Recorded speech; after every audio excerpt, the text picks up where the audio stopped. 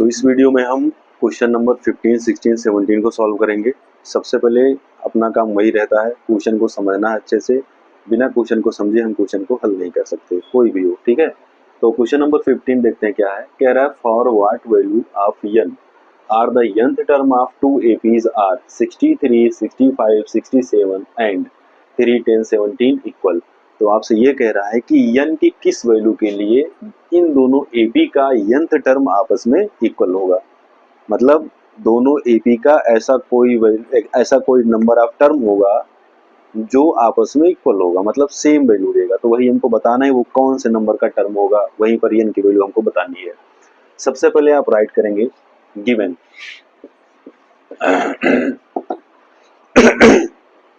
क्या राइट करेंगे आप राइट करेंगे गिवन। फर्स्ट एपी आपकी क्या है 63, या फिर राइट कर लो गिवन टू एपीज। पहली एपी आपकी है 63 और 65 इसका सेकेंड टर्म है, 67 है, फिर डॉट डॉट डॉट, ये आपकी पहली एपी हो जाएगी। इसको यहाँ पे लिख सकते हो आप first AP equal to this, ठीक है। सेकेंड एपी आपकी क्या हो जाएगी, इसको हम नीचे राइट करेंगे। सेकेंड एपी इक्वल टू क्या है, second AP 3, 10, 17, 3, 10, 17 dot dot dot. अब हम क्या करेंगे, हमको नहीं पता है इनका कौन सा टर्म आपस में इक्वल होगा, तो हम राइट करेंगे लेट। हम राइट करेंगे क्या, let nth term of given APs are equal. तो हम राइट करेंगे कि दोनों एपी का nth टर्म आपस में इक्वल होगा। तो देखो अगर यहाँ से कंपेयर किया जाए तो फर्स्ट टर्म यहाँ पर क्या मिलेगा 63 मिलेगा। कॉमन डिफरेंस d क्या मिलेगा, ये पहले एपी के बात हो रही है। a2 - 7 करोगे तो d की वैल्यू 2 मिल जाएगी आपको। ऐसे ही यहाँ पर जो होगा फर्स्ट टर्म आपको मिलेगा 3 और कॉमन डिफरेंस d 7 हो जाएगा। 10 - 3 करोगे तो 7 मिल जाएगा। अब यहाँ पर जो हम राइट किए हैं nth term of given APs are equal, दोनों एपी का nth टर्म आपस में इक्वल होगा। तो देखो nth टर्म कैसे निकलेगा, जो पहले एपी का nth टर्म होगा उसको आप लिख सकते हो यहाँ पे nth term of first AP equal to nth term of second AP. यही काम करके, यही का सलूशन करके हम n की वैल्यू बताएंगे। अब पहले एपी का nth टर्म कैसे निकलेगा, कौन सा फार्मूला लगेगा, an equal to a plus n minus 1 into D का। तो a की वैल्यू आपको पता है क्या हो जाएगा 63 प्लस n की वैल्यू नहीं पता, वो हमको निकालना है n माइनस 1, d की वैल्यू पता है ऑलरेडी, d की वैल्यू 2 है, इक्वल्स टू। नेक्स्ट क्या होगा, दूसरे एपी का पहला term a plus n minus 1 into D की वैल्यू 7 हो जाएगी, ठीक है। तो ये चीज सॉल्व करके हम n की वैल्यू बताने वाले हैं। अब देखो क्या करेंगे, पूरा ओपन कर देंगे जैसे हम कैलकुलेशन करते हैं। तो ये हो जाएगा 63 प्लस 2 का अंदर मल्टीप्लाई होगा 2n minus 2 equal to 3 plus ये हो जाएगा 7n माइनस 7। जो नंबर हैं उनको एक साथ कर लेते हैं और जो वेरिएबल के साथ हैं उनको एक साथ कर लेते हैं।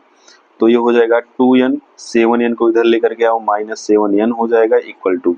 अब देखो 63 में से 2 जाएगा तो इधर 61 बचेगा, 61 को उधर लेकर जाएंगे और यहाँ पर प्लस 3 है माइनस, यहाँ पे प्लस 3 और माइनस 7 है तो माइनस 4 बचेगा और 61 इधर पॉजिटिव उधर जाके नेगेटिव हो जाएगा तो माइनस क्या हो जाएगा 61। अब यहाँ पर आ जाएगा माइनस 5n इक्वल्स टू, इन दोनों को ऐड करेंगे माइनस 65 मिल जाएगा, मिलेगा ना, दोनों नेगेटिव ऐड हो जाएंगे आपस में। अब माइनस माइनस कैंसिल होगा तो यहाँ पर आपको मिलेगा 5n इक्वल टू 65 और सॉल्व करेंगे इसको 65/5 हो जाएगा, 5 उधर जाएगा डिवाइड कर देगा, 13 टाइम में कैंसिल हो जाएगा तो n की वैल्यू आ जाएगी 13। तो हमारा आंसर क्या होगा, हमारा आंसर यही होगा nth टर्म, मतलब जो आपसे पूछा था 13th term of both AP are equal, ठीक है, यही आपको बताना था। अब आपको ये नहीं बताना कि वो 13वां टर्म कौन सा होगा, बस आपको ये बताना था कि 13वां मतलब 13वां टर्म का जो भी वैल्यू होगा वो ही आपस में इक्वल हो जाएगा। तो ये क्वेश्चन नंबर 15 का सोल्यूशन है, स्क्रीनशॉट ले सकते हैं। अब इसके बाद हम क्वेश्चन नंबर 16 को सॉल्व करेंगे। तो 16 नंबर क्वेश्चन को सॉल्व करने से पहले वही काम हमको दोबारा करना पड़ेगा, क्वेश्चन को समझना है फिर इसको सॉल्व करना है। सारे क्वेश्चन आसान है, सब एक ही फार्मूले पे सॉल्व होंगे। ए एन का formula, nth term of an AP 5.2, और यहाँ से क्वेश्चन बहुत पूछे जाते हैं, मतलब एक्सरसाइज से तो पूछे ही जाएंगे, हो कॉन्सेप्ट यही है, ठीक है।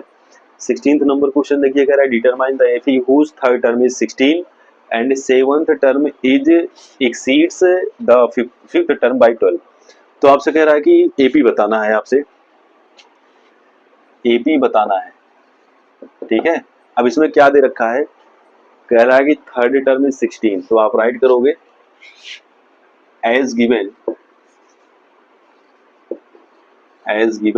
थर्ड टर्म को आप शॉर्ट में रिप्रेजेंट कर सकते हो A3 इक्वल टू आपको दे रखा है, कितना दे रखा है 16, ठीक है। अब A3 का फार्मूला अप्लाई कर लो, क्या होता है A plus n minus 1 into D equal to 6, मतलब ये फार्मूला अप्लाई करेंगे यहाँ पे, तो यहाँ तो 16 हो जाएगा। A और D की वैल्यू हमको नहीं पता है, लेकिन n की वैल्यू पता है, तो n की प्लेस में 3 राइट कर देंगे यहाँ पे। और इसको थोड़ा सा ओपन कर लो, या फिर ऐसे ही रहने दो, अभी जरूरत पड़ेगी तो हम कर लेंगे। ये हमारा हो जाएगा इक्वेशन नंबर फर्स्ट। अब आगे आपसे बोला है, क्या बोला है, seventh term exceed the fifth term by 12, सातवां टर्म पांचवें टर्म से 12 ज्यादा होगा। तो ज्यादा कैसे पता किया जाता है, ज्यादा वाली वैल्यू में से कम वाली वैल्यू को माइनस करके। तो सेवंथ टर्म में से फिफ्थ टर्म को हम माइनस करने वाले हैं, लेकिन हमको पता नहीं है कौन सा टर्म है वो, मतलब वैल्यू नहीं पता है कौन सा होगा, लेकिन फार्मूला तो पता है हमको। तो यहाँ पे राइट करेंगे एज गिवन, क्या दे रखा है सेवंथ टर्म, तो सेवंथ टर्म का फार्मूला, या फिर जनरल वे में हम A7 उसको रिप्रेजेंट करते हैं A7 से, और यहाँ पर हो जाएगा फिफ्थ टर्म, तो A7 minus A5 equals to 12। यही आपको दे रखा है क्वेश्चन में, सातवें टर्म से, सातवां टर्म जो होगा पांचवें टर्म से 12 ज्यादा होगा, 12 ज्यादा होगा। अब फार्मूला वही अप्लाई करेंगे A plus n minus 1 into D का, तो ये हो जाएगा A प्लस n की प्लेस पे होगा 7 माइनस 1 इंटू डी, ठीक है। और ये हो जाएगा माइनस A माइनस, अब माइनस क्यों लगेगा, क्योंकि माइनस आगे लगा हुआ है तो अंदर का सब सिंबल चेंज होने वाला जो इसके बाद आएगा। A minus 5 minus 1 into D equal to 12, कर लो कैलकुलेशन, इसको थोड़ा सा और कर लेना, ये प्लस 2D इक्वल टू 16 हो जाएगा, इसको बना लेना इक्वेशन नंबर फर्स्ट।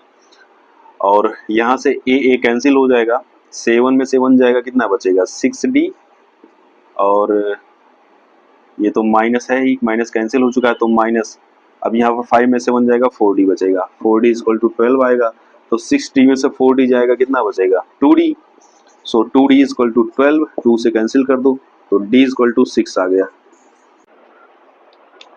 तो D की वैल्यू आ गई 6। अब D की वैल्यू 6 आ गई, और हमको अब पता करना होगा कि A की वैल्यू कौन सी होगी, ठीक है। जब हमको A भी मिल जाएगा, D तो मिल चुका है, जब हमको A मिल जाएगा तब जाकर के हम क्या करेंगे, हम उस AP को डिटरमाइन कर पाएंगे, मतलब उस AP को हम निकाल पाएंगे जिसको हमें निकालना है। तो इस D की वैल्यू को कहाँ पुट किया जाए, इक्वेशन फर्स्ट में आप पुट कर सकते हो इस D की वैल्यू को, तो वहां से हमको A की वैल्यू मिल जाएगी कैलकुलेशन करने के बाद।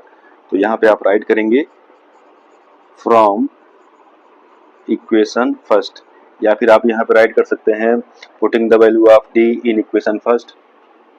तो अब D की वैल्यू को इक्वेशन फर्स्ट में हम पुट करेंगे, तो ये हो जाएगा A प्लस 2 इंटू डी की वैल्यू क्या है 6, तो ये हो जाएगा 2 इंटू 6 इक्वल टू 16। तो यहाँ से A प्लस 6 2 12 हो जाएगा, 12 इक्वल टू 16 मिलेगा, 12 का उधर ट्रांसफर करेंगे तो A इक्वल टू मिल जाएगा 16 माइनस 12, और यहाँ से A की वैल्यू आ जाएगी 4। आप देख पा रहे होंगे A की वैल्यू 4 आ गई है, कॉमन डिफरेंस D की वैल्यू 6 है। अब हम AP को बड़े आराम से बना सकते हैं। तो यहाँ पर हमारा क्या हो जाएगा आंसर में, रिक्वायर्ड AP इक्वल्स टू, पहला टर्म का पता चल चुका है 4, और कॉमन डिफरेंस क्या है 6। तो आपको पता होना चाहिए जनरल टर्म क्या होता है, A comma A plus D comma A plus 2D, ऐसे करके आप बहुत सारे टर्म्स राइट कर सकते हैं इस AP के। हमको 2-3 राइट करने के बाद इनफाइनाइट दिखा देना है, क्योंकि आपसे वही पूछा हुआ था। तो पहला टर्म इसका 4 हो जाएगा, और दूसरा टर्म क्या होगा, जब यहाँ पे आप 4 प्लस 6 करोगे तो 10 हो जाएगा, फिर जब इसमें सेकेंड टर्म में आप 6 ऐड करोगे तो नेक्स्ट टर्म आपको मिलेगा, तो ये हो जाएगा 16, ठीक है। ऐसे ऐड करेंगे 6 और, तो हो जाएगा 22 डॉट डॉट डॉट, तो ये हमारा आंसर हो जाएगा। यही वो अर्थमेटिक प्रोग्रेशन होगा जो आपको फाइंड आउट करना था। आई होप क्वेश्चन समझ में आया होगा। स्क्रीनशॉट ले लीजिए इसका, फिर हम चलते हैं नेक्स्ट क्वेश्चन को सॉल्व करेंगे।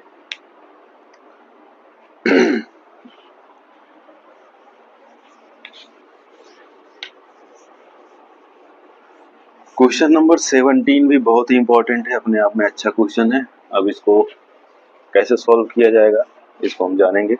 देखिए सबसे पहले क्वेश्चन को समझते हैं। क्वेश्चन क्या कह रहा है, find the 20 term from the last term of the AP 3, 8, 13, dot dot dot 253।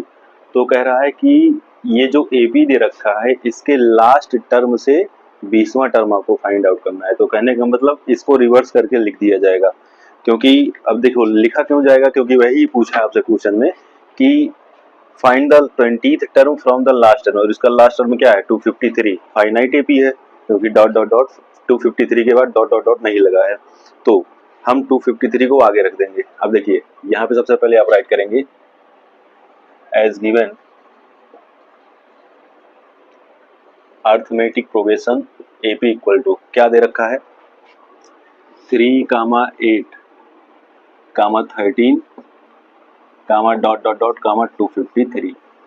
ये अर्थमेटिक प्रोग्रेशन आपको दे रखा है। अब आपसे बोला है कि इसके लास्ट टर्म से 20वां टर्म आपको बताना है, तो लास्ट टर्म हमारा ये होगा और इस यहाँ से 20वां टर्म कहने का मतलब पीछे और इसके आगे आएंगे हम, ठीक है। तो वही हमारा 20वां टर्म क्या होगा वही आपको फाइंड आउट करना है।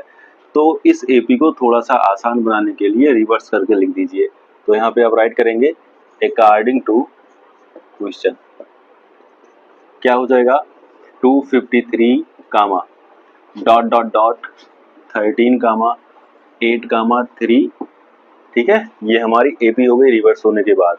अब देखो पहला टर्म तो हमको पता है, क्योंकि 20वां टर्म निकालने के लिए फार्मूला क्या अप्लाई होगा हम उसको जानते हैं। पहला टर्म हमको पता है, अगर कॉमन डिफरेंस D का पता चल जाए तो हम बड़े आराम से उसका इस AP का 20वां टर्म फाइंड आउट कर सकते हैं। तो कॉमन डिफरेंस D का पता कैसे चलता है आपको पता होगा कि मतलब जैसे आपका होता है ना, अगले वाले टर्म में से पिछले वाले टर्म को माइनस किया जाता है। कहने का मतलब अगर हम इसको कोई भी टर्म कंसीडर करें, जैसे मान लो A2 A1 है, तो A2 - 7 करने पर ही हमको क्या मिलता है कॉमन डिफरेंस D मिलता है। तो वही काम यहाँ पर भी करेंगे। तो जो आपका कॉमन डिफरेंस D होगा, कॉमन डिफरेंस D कैसे निकलेगा, लास्ट वाले टर्म में से इसके पहले वाला टर्म माइनस कर दिया जाएगा, तो 3 - 8 करेंगे तो ये आ जाएगा -5। D की वैल्यू आ गई है -5। A की वैल्यू हमको पता है, यहाँ से D की वैल्यू हो जाएगी -5। अब हमको क्या पता करना है 20वां टर्म पता करना है, 20th टर्म बताना है। तो फार्मूला यहाँ पे कौन सा अप्लाई होगा AN का। AN इक्वल टू क्या होता है, अब N की प्लेस पे 20 है तो ये हो जाएगा A + 20 - 1 इंटू D। A की वैल्यू आपको पता है क्या है 253 प्लस 20 - 1 करेंगे 19 मिलेगा, और D की वैल्यू है -5, तो इंटू -5 हो जाएगा। तो ये हो जाएगा 253। अब देखो प्लस माइनस का मल्टीप्लाई माइनस होगा, और इसका 19 5 जा कितना होता है 5, ये हो जाएगा 9 5 जा 45, और ये होगा 95। अब सब्ट्रैक्शन कर दो, 13 में से 5 जाएगा कितना आएगा 8 आएगा, 14 में से 9 जाएगा 5 आएगा, और यहाँ पर हो जाएगा 1। तो ये आ जाएगा हमारा 20वां टर्म, और ये हमारा हो जाएगा फाइनल आंसर, ठीक है। तो कुल मिलाकर क्वेश्चन में यही करना था, रिवर्स करके लिख देना था, AP का कॉमन डिफरेंस D का पता करना था, बाकी ये फार्मूला अप्लाई करना था। उसके बाद थोड़ी सी कैलकुलेशन थी, इसको हम कर लिए तो